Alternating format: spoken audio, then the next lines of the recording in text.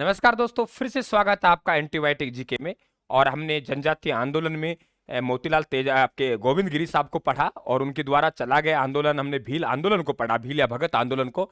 आगे हम लोग बात कर रहे हैं एक या भौमट आंदोलन। बड़ा आंदोलन है, इसलिए 5-5, 7-7 मिनट के हमने दो पार्ट किए हैं। एंटीबायोटिक का मतलब पहले समझा चुका हूं। एंटीबायोटिक का मतलब है कि वे दवा जिसको लेने के बाद और दवा की आवश्यकता नहीं है और पक्का काम करती है, तो वे होती है एंटीबायोटिक दवा। और सीधी सी बात है कि आप लोगों की ये सीरीज जो चल रही है आपके समय की बचत करेगी, आपको वे ज्ञान देके जा रही है जो आप 50 किताब पढ़ने के बाद एकत्रित कर पाएंगे, उसे वे मात्र 2 या 4 मिनट में आपको देके जा रहा हूं। तो मोतीलाल तेजावत साहब का जन्म हुआ 1887 में हुआ, कोयलारी गांव उदयपुर में हुआ। ये झाड़ोल ठिकाने के कामदार हुआ करते थे, वहां नौकरी किया करते थे।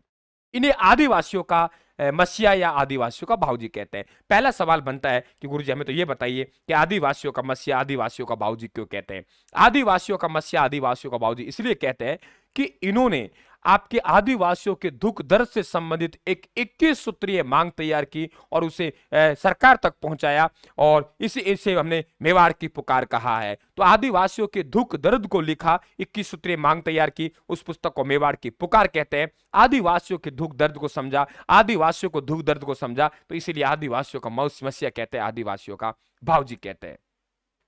मुख्य उद्देश्य क्या था इसका?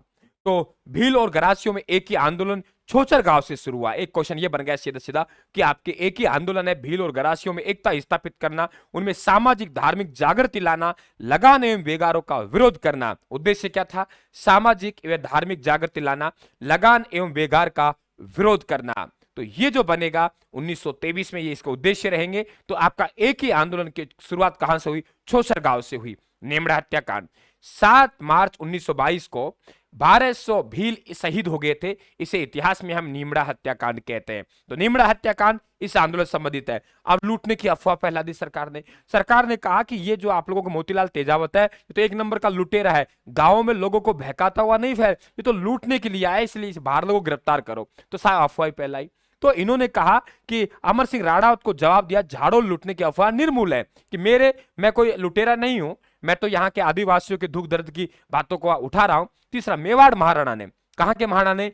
मेवाड़ महाराणा ने 500 रुपए सिरोही सरकार को मेवाड़ महाराणा ने कहा कि जो आदमी मोतीलाल तेजावत का पता बताएगा, मोतीलाल तेजावत को गिरफ्तार करवाएगा, वो डाकू गिरफ्तार करवाएगा। डाकू नाम रख दिया, देखिए आप इन लोगों ने, हमारे क्रांतिकारी का। तो मेवाड़ महाराणा ने 500 रुपए का इनाम घोषित किया और सिरोही सरकार ने कहा वे 500 देगी मेवाड़ महाराणा, मैं 1000 रुपए दूंगी तेजावत को पकड़वाने के लिए। किस क्रांतिवीर को पकड़वाने के लिए इनाम घोषित करवाए? आप कहेंगे मोतीलाल तेजावत। रामनारायण चौधरी ने लिखा है कि ऐसा है, भील और गरासियों का एकमात्र अपराध यह था कि उन्होंने लगान न देने का निर्णय लिया। ठीक है, कोई अपराध नहीं था, उनका एकमात्र अपराध यह था कि उन्होंने लगान नहीं देने का निर्णय लिया। दूसरा, भोराई पाल की घटना हुई, और भोराई पाल की घटना 13 जून 1881 को उदयपुर में एक फकीर की हत्या हुई, इसे भोराई पाल की घटना कहते हैं। और गिरधावर दयालाल को भीलों को पकड़ने के लिए भेजा था। लसाड़िया आंदोलन जानते हो? लसाड़िया आंदोलन उदयपुर में चला और संत मावजी ने चलाया था। लसोड़िया आंदोलन किसने चलाया? उदयपुर में चला और संत मावजी ने चलाया। ये भी आपको पता होना चाहिए, संत मावजी मैं पढ़ा चुका हूं आप लोगों को, तो संत मावजी ने चलाया, ध्यान रखें आप लोग। बात क्लियर हुई? तो ये हमारा कौन सा आंदोलन था? एक ही भौमट आंदोलन था। अब एक एंटीबायोटिक और दूंगा छोटा सा, वे पढ़ाऊंगा आपको जरायम पेशा कानून वाला, कि जरायम पेशा कानून क्या था, आपकी मृणा जनजाति संबंधित था। फिर आपके ये जनजातीय आंदोलन पूरे हो जाएंगे। 2 घंटे बाद ही आ रहा है। नमस्कार साहब, धन्यवाद, थैंक यू, राम राम।